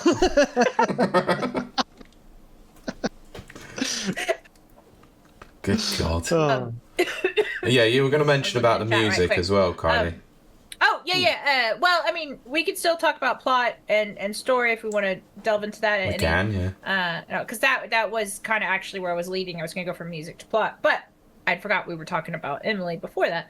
Yeah, I forgot that it was Great. like character, and I thought we talked about that as well, which is why I mentioned it. But yeah. It's all right. It leads straight into it. Never mind. But yeah, I'm not. I have ADHD clearly, so the switching between characters, I kind of like that because it kind of gave my brain a little reset. But that's more of a mechanic than a storyline. I just didn't get the story. I tried to hang on so much. I didn't understand why Ashley, that's her name, right? The mom? Ashley. Alyssa. Alicia. See, I get them. Ashley so... is the companion She's- from yeah. 4. Yeah. But yes, God, so annoying. So annoying female characters. But I Better in did the get remake. why. Yes, we actually discussed that. She's better in the remake. But I didn't understand why she interviewed Spencer. Spencer's like, "Oh, here's a little baby," and then she's like, "I want that baby." Oh, it's my hope. Nobody does that. Like, who does that? I didn't understand that. That was a very weird thing. That's a huge plot hole which they never actually divulged. And it's like, okay, so how did Alicia get the baby? Yeah. Obviously, something happened with Spencer or whatever, and it's like, here, take the baby or whatever. But that was off screen. Yes. Yeah. That all happened. And also, this there's is no... this is his final interview that he does with someone, and yet he sits in this mansion for however many years before Wesker then takes him, then goes and kills him in Lost in Nightmares. Okay. I just couldn't follow that. And then when did that happen? And let's be honest, where's Rose in this? Because Rose would not even be... Her DLC happens in 2030. 2034, isn't it? 2034, okay. So she's alive and well. She's a little girl, but she's alive and well and full of powers. And Chris Redfield is supposedly, watching her from afar. Where is she in all this? Because, again, it doesn't... I'm part of his team, maybe. I don't think maybe he had linked up with her by then. But the point being, why is it, she would be Grace has no powers, supposedly. As far as we know. Rose does, as far as we know. But Rose does. Why isn't Gideon going after Rose? Why is he so obsessed with Grace? See, I couldn't quite follow that narrative. Part of me thinks it's because her blood is actually bonded with the T-virus. Which, Yeah, it's probably to do with Grace? it's probably to do with the blood rather than Rose, because Rose is part of the mold. So yeah, Rose she- is made of mold. Yeah, she's a moldy girl, so Yeah, she's a moldy girl. She is. Remember, Ethan had sex with mold. He did, folks. That's not a And he joke. was possibly dead. And he was possibly dead when he did it. Resident Evil. Resident Evil. Yeah, so I don't know. There was a lot of plot holes to me. Can we talk about the big elephant in the room in terms of plot holes? I mean, sure. Although they didn't say Resident Evil at the start when you Oh yeah, that's really disappointing. Sorry, Nana's said Rose's story is 2037. My bad. I thought it was 2030s, 34. okay. But Okay, still, anyway. Anyway. How Spencer, who is the biggest maniacal, evil villain throughout the Yes. entirety of Resident Evil's history, the instigator immortal? basically of nearly everything that happened, suddenly has a heel turn because he's Yeah. gonna die. So isn't he one of the worst ones of the original founders as well? He is the worst one. he's the He worst is the one, and ultimate big bad of the entire Resident Evil series. He It's just created like, oh, yeah. Miranda. Changed his mind right towards the end. Why not? It's like, yeah, okay, whatever. I'm gonna die now. Yeah, cool. Yeah, I have to say that that's yeah, we're looking at Chad. Sorry, That's brilliant. I'll read it. So Nana's just put, quote, "Can you imagine having a significant other going, 'My husband is dead. That's hot.' Me as a freak." She's absolutely Juan a Ortiz from 2022. Yeah. She's absolutely a freak because she is also made of mold. Moldy woman, moldy offspring. I guess so. Oh, I can't think about it too much. I will gross myself out. No, the whole Spencer recanting and becoming a saint at the end is weird, and I don't know if they really expect us to believe it. Because again, it's hard to do this because there is TLC. TLC. There's TLC coming. Tender loving care. Yes, when it comes to mold monsters, there is some TLC clearly. Okay, cool. Brent says, according to the wiki, Rose is attending public elementary school with frequent checkups by Chris at the time of Requiem. Very cool. So that means she's wide target. Why didn't Gideon go after her? Maybe Gideon didn't know. But again, about it's the her. blood. Maybe it's the blood. Oh, he would have though, because he's love affair with Spencer. Yeah, true. You know what I mean? master. Really weirdly obsessed with Spencer. But again, that's a gaping plot hole right there. That's a gaper. Yeah, it's a gaper. Oh, That's his relationship with Spencer. I didn't know it was very that close kind of relationship. podcast now, Kylie. Yeah, gaping now. Oh, that's why Alicia and Spencer are, being interviewed. Yes.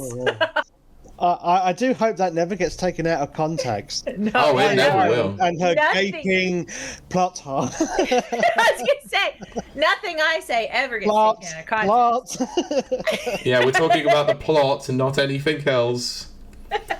Good God. But Yeah, I that don't. that really peed me off. The end of that, like, it really annoyed. Like, that ending, like, absolutely wound me up. It was like, how can you suddenly heel turn him so badly? Wait, but I need to say something. Brent says she's in protective custody of the U.S. government. They would see Gideon coming from a mile away. But Grace, it works for the FBI, and Irons is probably working with Gideon. So, you see what I'm saying? That's U.S. government.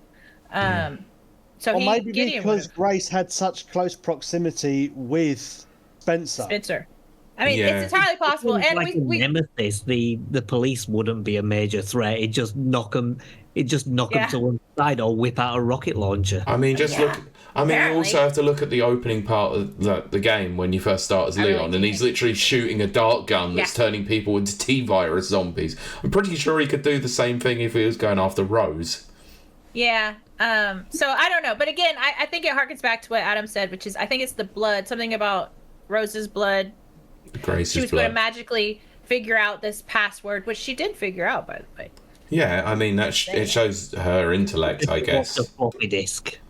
I Yes. mean, That was she so would funny. have figured it out if she hadn't have seen that one disc. Yes. It's Yeah. not like she intuitively Oh, what knew. is this? Ancient tech. Yeah. Oh, if I hadn't have happened to see my mum getting murdered before storing, after storing this file Okay. behind a painting that someone would have very clearly had seen That was over the course of that 8 years. Because it's just Also- like, oh, you'll definitely know the password because, you're the chosen one for this. And it's like, Yeah. well, You're the keys to everything. anyone that saw that file would have known the password. It Yeah. would have been funny if the password was just password. I mean, like, Would be Spencer's a great. dick. But yeah, so I know we keep talking back over it, but we're gonna because we gotta close it out. We but, have, yeah. The music, I just really enjoyed the music. I thought it was really good. I thought it was a good emotional, like it set up scenes really well. I think it flowed really well. I don't know. What did you guys think? Did you even notice? Yeah, I mean, it fit the atmosphere. I think it did its job. It's like during the actiony moments, it felt actiony. Yes, During it felt the suspenseful moments, very. it felt suspenseful. Oh. In the Raccoon Police Department, it was the Raccoon Police Department music. Yes, it was. It was very cool. Oh, what did you think of the annoying, stupid raccoons that you had to shoot? Oh, well, stupid and annoying. Yes, I have to agree there. It was of course, that was also a nostalgic, Yeah. throwback. There was one part But- that did I struggled with a little bit, and then like afterwards when you come with Leon, because obviously in Grace's section there's one of these raccoon things in a cupboard. It's like I can't open this for the life of me. I can hear the Oh, yeah. Oh, that annoyed me, yeah. yeah, and it's like, oh, I'm getting a gold sculpture moment from Ocarina of Time here, right? Oh, I hear Yeah. a sound, they must be nearby. And it's like in that closet, like, how the bloody so hell do I open it? And then it's like, when you go straight into Leon's section, oh, you can use the hatchet to You can open doors. It's like, Yeah. right, okay. That Yeah. confused me as well. Yeah. Oh, that's a point. Now, Pete and I discussed this before, that there was one particular puzzle that irked us, and it was the pencil.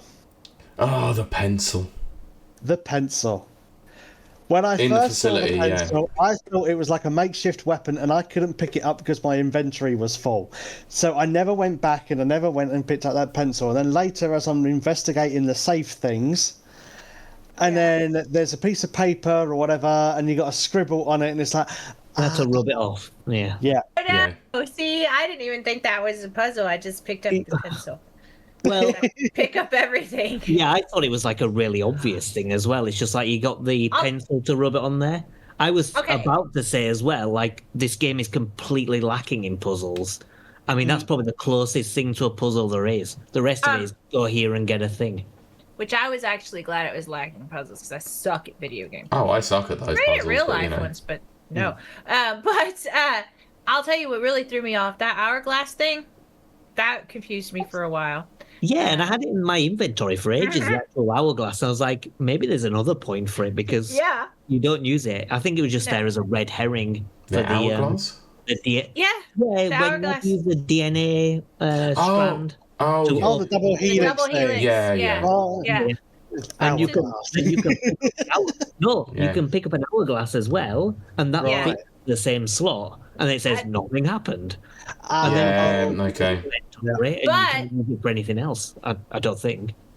As Brent references, The it, final from what I puzzle. can tell, it is actually part of the final puzzle, which I don't know if I'm going to do the final puzzle because that requires the thing you in the like. house. It requires so much ridiculousness. I don't think I have enough in me.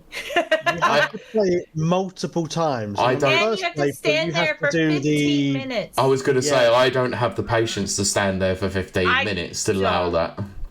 So, Yeah. you know, it's worth the points. And if you get the final puzzle, you deserve it because, no. I want to do it solely so I can get the infinite ammo so I can just go and do an insanity run with it. But Brent did it. Brent got infinite ammo. Yeah, I do want to do it for that, but I can't be bothered. Someone at work was telling me actually what they did is they set the machine up to do the 15 minutes, literally stopwatch on their phone, like, and just walked off and had a Just shower. did stuff. Oh, all right. Well, You know what's going to happen though? If they're going to do like with Resident Evil 7, 8, and the remakes, is they're going to release like a €2 Yes. or €3 DLC that just unlocks everything? That's what I'm waiting for. Mhm.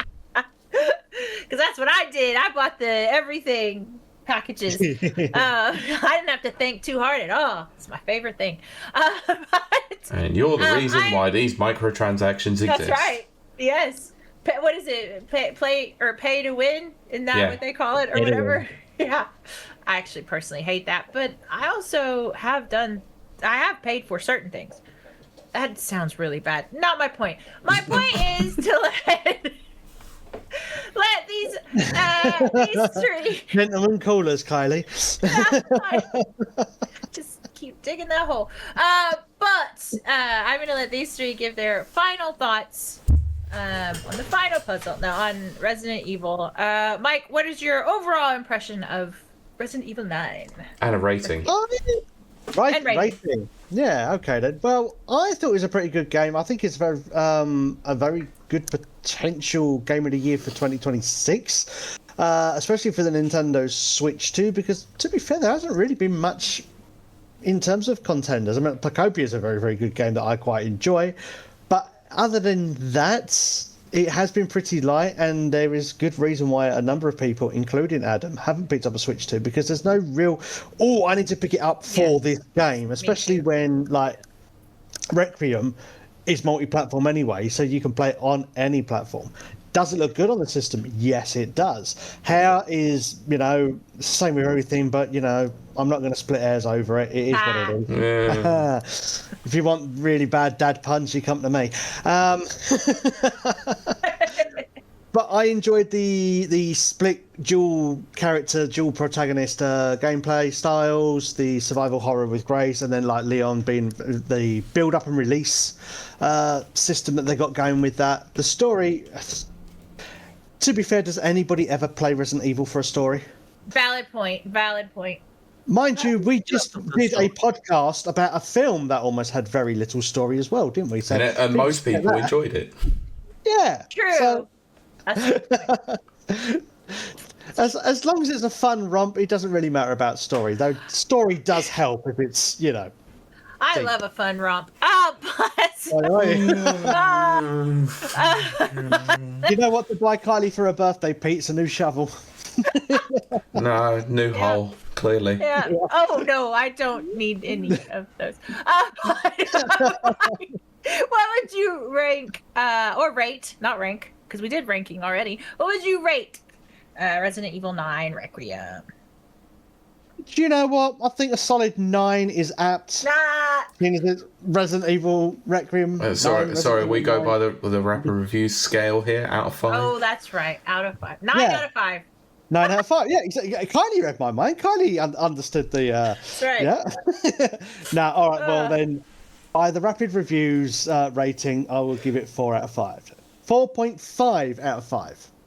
Fair. Very good. Your final thoughts on the game as a whole and where you would rate it?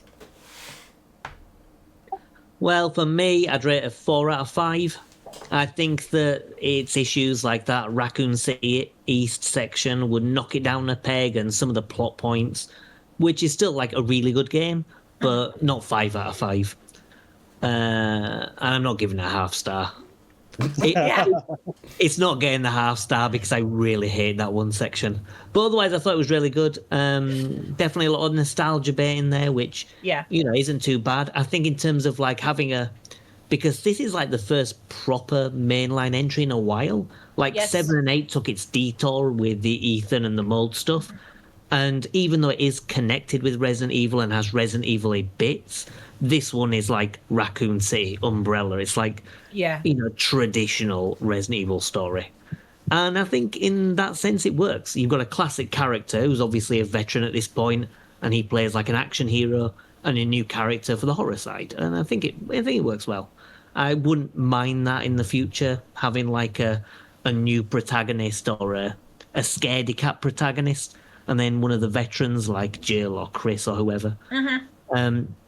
But yeah, I really enjoyed it. I liked it a lot. And would I think it's going to be Game of the Year?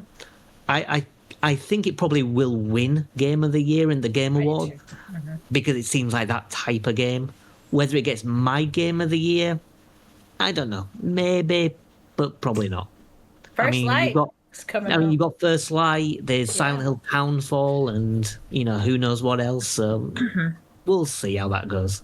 But, it's definitely a decent start, and it's probably my game of the, the quarter at least. Yes. Yeah. Very good. Well, Pete, how it goes. What did you think of it, and what would you rate it? I actually have Pete's rating in writing. So I'll let Pete, give his thoughts, and then I will show you his rating for the game. Oh, okay. I love Pete's face right now. Okay. Spiders out of 5. Yeah, chick cum babies out of 5.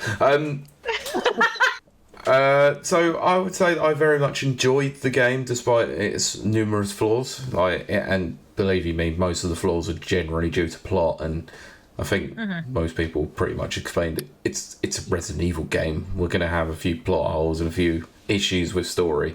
They've always sort of taken a bit of a sideline to the actual main crux of the game, which is actually the gameplay. And the gameplay in this is probably one of the best that's been around. The guns are fantastic. The playstyles are like, the two different playstyles are very, very much might be chalk and cheese to people, but I really love them both. Right. Graphically, it's like one of the best games that I've seen performance-wise on PC and Steam Deck. I was absolutely blown away with how good it was. Even playing on both like the 3050 and the 5060 Ti, I was blown away about how little it dropped in frames. So it just goes to show again that the RE engine is just an incredibly well optimized engine for this kind of game. I wouldn't say it is for every game, but it's just an incredible game, and it's basically Capcom at one of their strongest. So I'd probably give this a 4, 4 out of 5. That's not what I have here, Pete. I've got it's been downgraded to 1 out of 10. That's because of the spiders. Pete, rapid review. Game has been downgraded to 1 out of 10. Yeah. I knew it would be related to spiders. Yes, the spiders can suck out, but that's. Do they spiders. have Spiders suck. No, they do not have an do not have arachnophobic mode. phobia. No, they do not. Well, And it's that's the negative fine. on the Look, it's fine. It is what it is. The second time when I knew it was coming, it was not a problem. I played it and didn't enjoy it, but still, it's a good fun boss fight though. It was, yeah. You know what would be an interesting game to have an arachnophobic mode? Kill it with fire. I was literally gonna say kill it with fire because that's all it is. The start menu and end credits. That's it. Did you happen to see the arachnophobic mode on Grounded? It's awful, and it still is. Oh, it's bad. It's horrid. It's horrid. Yeah. Anyway, so let's wrap it up. Yes. Well, I will give my thoughts and my rating in my East Texas accent to go with Resident Evil 7, which is look, there hasn't been a lot of games this year, just full stop, but that I have enjoyed. I enjoyed this very much, even if Grace annoyed me. But again, the things that annoyed me were intentional, and so they did it well. So as a game, it's a strong game. Yes. So bad, not a great plot. You're rehashing all this stuff. It's beautiful. That RE engine, holy crap! That stunning. Absolutely, I was blown away in like the best way. The reflections, the plastic that was wrapped around things on the crates. Again, I'm playing on PC, and you could move and you could see the reflection on the plastic. It just was like crazy. It was beautiful, and the reflections in the glass and just everything. It's a beautiful engine. I hope they keep just improving it and it continues to be great. So right now, currently, it's my game of the year, but I only say that because there's nothing else that I like that's come out. And we all know First Light's going to be a game of the year. First Light, it's going to come out. We'll see. They could mess it up somehow. I doubt it, but they could. So I'm going to give it... Adam knows all too well about IO Interactive. Well, there's definitely ways they could mess things up. I mean, being always online could potentially be one of them. And that's almost certain, I think. That's going to be a given at this point. Yeah, you're kind of getting used to that as games evolve. It's kind of always on. I mean, that is disappointing. But I'm very excited for it. Very excited. But with that said, so that probably is going to be my game of the year. But for right now, Resident Evil 9 does hold that position by default. With that said, I am going to copy what Brent says, which he gave it a 4.5. And I'm going to go with Mike as well. I'm going to say 4. It's not a perfect game. It does have some drawbacks, but it's the prettiest game, and I loved chopping things up with the chainsaw and shooting things. Oh, I love shooting things so much, and just heads exploding, and I just loved that so much. So I'm going to give Leon a 10 out of 10. I meant the game is 4.5 out of 5. You knew what you were doing there. Yeah. But that is going to do it for us, folks, because we want to wrap this up. We'll get 2-3 minutes post-show, Sure. and then we'll say goodnight. But we do thank you so much for joining us. Thank you to everyone who has been watching and listening over the last week or two. Good God. Holy crap. You guys are amazing, and thank you, and please keep doing it. And then if you want to head over to my channel, but we'll do that later. But that does leave me to say, I'm going to give Adam the floor because he's our very, very special guest.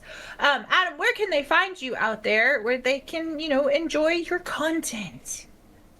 Well, the main place is the EliteInstitute.net, where we cover normal games, console games, and VR games too, which is probably like the biggest passion of ours. And if you're just after the VR stuff, then the YouTube channel is full of it. Playthroughs, mini reviews, and other bits and pieces. Very cool. So Mike, I know you do this every week because you're on the show every week. I don't care. Do it anyway. Where can they find you?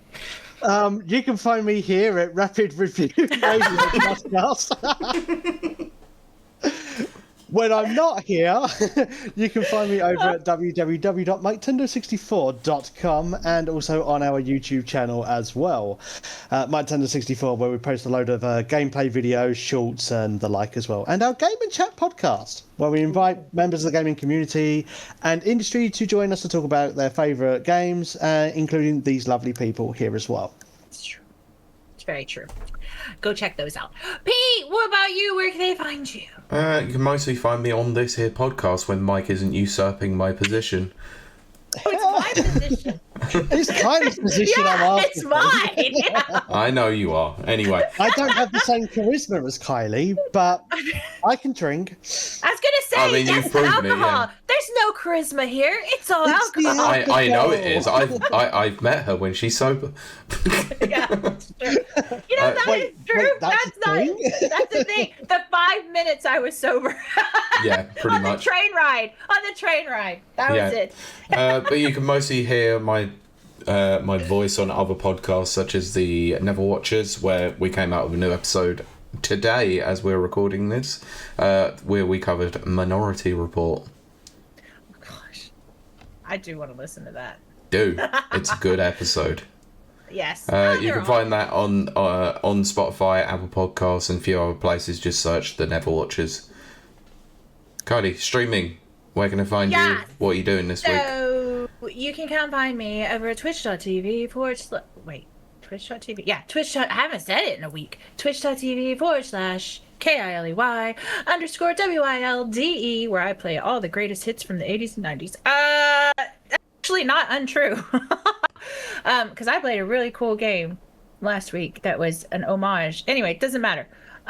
Monday, Wednesday, Friday is my set streaming days. Now I do stream at 6:30 p.m. UK time, although I've kind of bumped it up a little bit earlier, testing some numbers. We'll see how that goes. Monday, tomorrow, unless I just get a wild hair, and sometimes I do, is Bendy the Dark Chronicles. Dark Chronicles, okay. Because we did Bendy. Yeah. Okay. So whichever one that one is what I'm gonna be playing. I played the original, so and everyone loved it, and it's still a very, like, for being like 2014, it's held up. It's really good. And then Wednesdays are Weird Wednesday, and I got some weird games lined up. I played a weird game on Friday because I finished Resident Evil 9 early, so I ended up playing the weird game on Friday. Go check that out. It's called Creepy Shift. It is a weird game. Might be a game of the year. We'll see. Did it definitely come out this year, though? I don't know if it did, and it's the type that would piss you off, which is why I might choose it. Sometimes I do that, as Pete knows.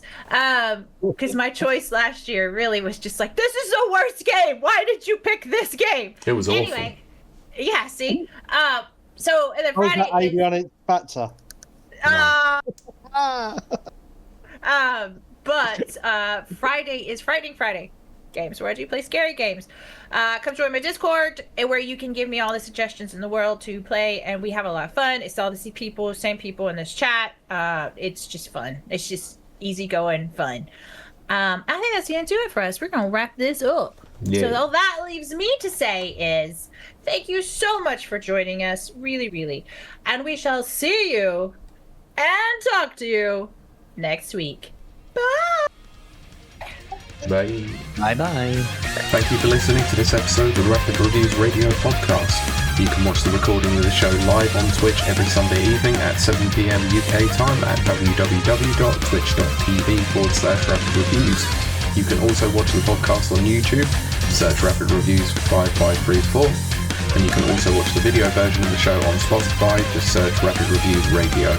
Don't forget to give us a thumbs up, a rating, or a comment on this episode. You can also follow us on Twitter at RRRadioPod, as well as on Blue Sky at rrradiopodcast.bsky.social. Also be sure to visit rapidreviewsuk.com for all the latest reviews and previews.